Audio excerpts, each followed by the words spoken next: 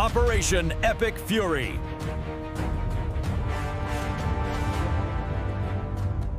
President Trump just made it crystal clear America's back in command and Iran does not get to shake down the world through the Strait of Hormuz. The Trump administration has launched Project Freedom, a focused U.S. military operation to protect commercial shipping and smash Iran's attempt at international extortion. Secretary Pete Hegseth says that Tehran has been harassing civilian vessels, shooting at tankers, and trying to impose a toll on a global choke point. Then President Trump delivered the line that sent a message straight through Tehran. They tried firing from little boats with pea shooters because, in his words, they don't have any boats anymore. So what just changed? Well, see, this matters because the Strait of Hormuz is not a distant patch of water you never think about. It's one of the arteries of the global economy. When Iran threatens shipping there, it hits fuel prices, supply chains, shipping costs, retirement accounts, and the price of everyday goods right here at home. That means that families, truckers, small businesses, and manufacturers all feel the squeeze when a rogue regime thinks it can hold commerce hostage. Now, politically, this is another America First contrast moment. Under weak leadership in the past, enemies tested the limits. Under President Trump, they're learning that those limits are real. The Secretary of War made the mission very plain. Project Freedom is defensive, temporary, and focused on one goal: protecting innocent commercial vessels from Iranian aggression without needing to enter Iranian waters or airspace.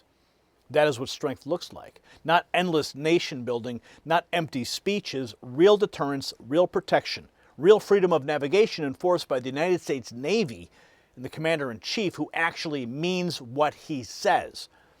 While President Trump is securing critical shipping lanes overseas, he's also securing the mineral backbone America needs right here at home. You see, the White House has just announced over $30 billion, that's right, billion with a B, to secure America's critical mineral supply chains. They named a specific Alaskan project as a key strategic asset for U.S. mineral independence. Now, I've personally been to the Vizsla copper drilling site myself in Canada. I've held the core samples. But what's happening right now in Alaska is bigger than most people realize. President Trump just unveiled Project Vault, a $12 billion strategic mineral reserve designed to stockpile essential resources and keep America strong, secure, and independent. That puts companies like Vizsla Copper right in the center of a major national push. If you want to understand why this matters now, check the exclusive briefing. It's only for Next News viewers. It's linked below. And remember this, Vizsla Copper, write this down. They trade in the United States under VCUFF and in Canada as VCU.V. It's right there on your screen. We thank them for supporting our work. Now back to the showdown in the Strait, because the media is obsessing over one joke while the Trump administration is delivering results. Yes, the internet latched onto Hegseth saying he could neither confirm nor deny whether we have kamikaze dolphins. It was a joke, and the press predictably sprinted towards the circus, but here's what they don't want front and center. American commercial ships and U.S. destroyers have already transited the strait safely. That means Iran's bluff has been exposed in real time. Tehran claimed it controlled the waterway. It does not. America led from the front, shoulder to shoulder with commercial traffic, and proved that the lane is open. Here is the Secretary of War declaring that Iran is the clear aggressor, harassing civilian vessels. Listen. Iran is the clear aggressor, harassing civilian vessels, threatening mariners from every nation indiscriminately, and weaponizing a critical choke point for its own financial benefit, or at least trying to. For too long, Iran has been harassing ships, shooting at civilian tankers from all nations, and trying to impose a tolling system. Iran's plan, a form of international extortion, is unacceptable. That ends with Project Freedom. 2 U.S. commercial ships, along with American destroyers, have already safely transited the strait, showing the lane is clear. We know the Iranians are embarrassed by this fact. They said they control the strait. They do not. So American ships led the way, commercial and military, shouldering the initial risk from the front, as Americans always do. That's what America does. As a direct gift from the U.S. to the world, we have established a powerful red, white, and blue dome over the strait. So Hegseth making it clear, Iran's toll racket is over. Project Freedom already proved the strait can stay open. Now Trump weighs in himself, warning Tehran that those little boats test the ceasefire, and they're going to find out. Do they need to do to violate the ceasefire? Well, you'll find out, because I'll let you know. They know what to do, and they know what to do. They know what not to do, more importantly, actually. And, they fired them in little boats with pea shooters, the pea shooters, little boat with little, why? Because they don't have any boats anymore. Their Navy is comprised of, they call them little boats. Fast right? boats or little boats. And they're fast, yeah. They're so fast that they had 8 of them, and they're all gone. And they're fast, but they're not fast like a missile. A missile is slightly faster. They're all gone, so they're looking around for little boats to try and compete with our great Navy. We have a Navy that's unbelievable.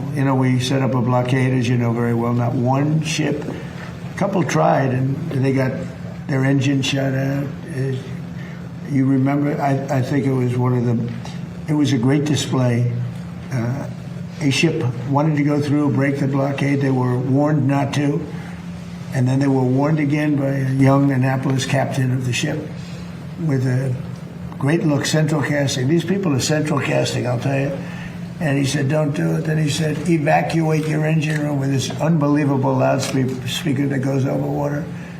He said, you have 10 seconds, and then from 4 miles with one bullet, it went right into the engine. And Gary, the ship stopped very quickly. They hit the engine with one shot. It wasn't a missile. They don't want to waste a missile on it. It's too easy. And we had another one, a 2000, one of the biggest ships in the world. They were warned, and he said, go back now. Go back right now. You will be shot at within 10 seconds. Yes, I am going back to Iran. I am going back. And that was the end of that, right? He went. It took him 10 miles to turn. The ship was so big, but they respect us. They didn't used to respect us, but they respect us more than we've ever been respected.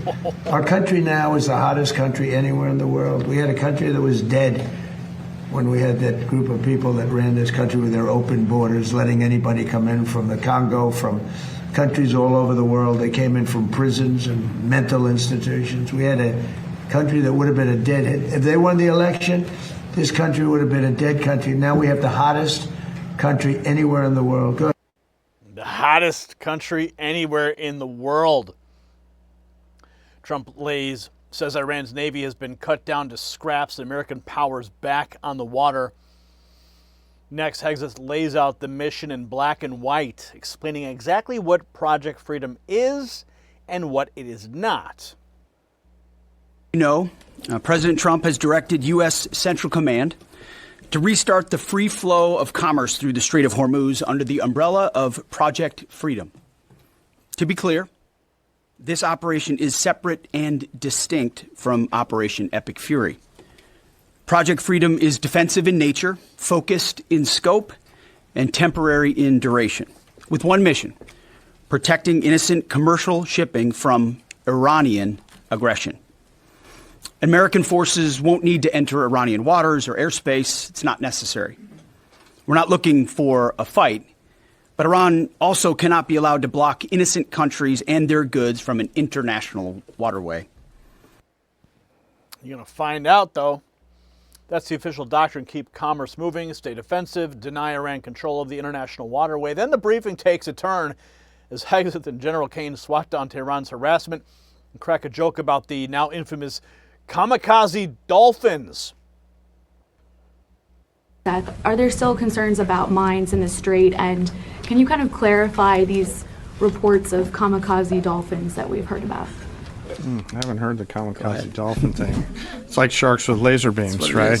The threshold of restarting is a political decision above my pay grade. What I'll say is it's low harassing fire right now. It feels like Iran is grasping at straws to try to do something across the southern flank.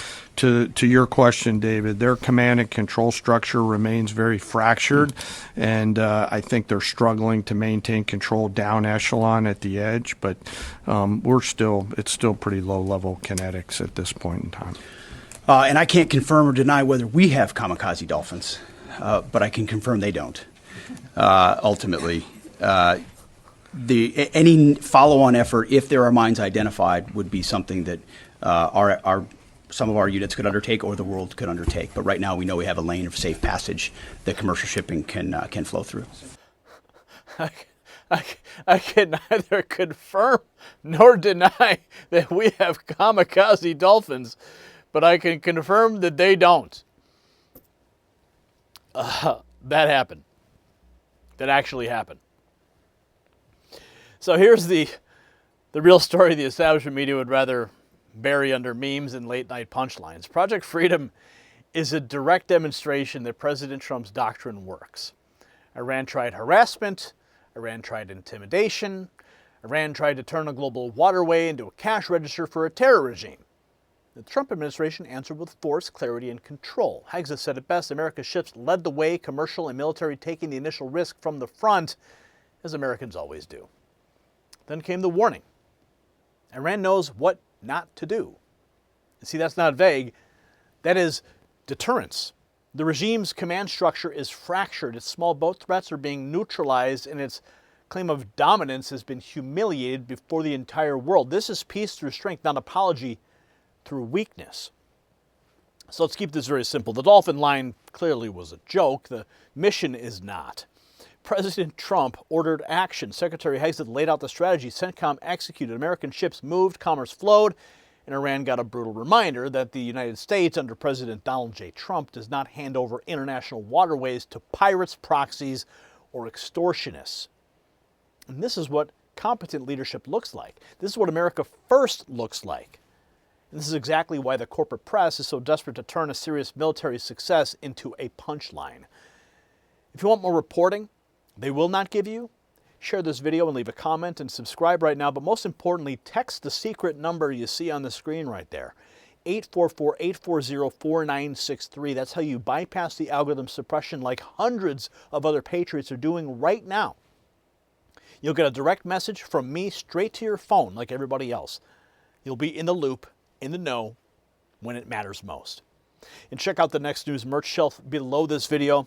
And yes or no, should America always use overwhelming force to keep global shipping lanes open? Stay bold, stay informed, and keep fighting for the truth. The system controls information. Information control is power. They don't want you to see this. The truth only survives together. They don't want this. Share this now.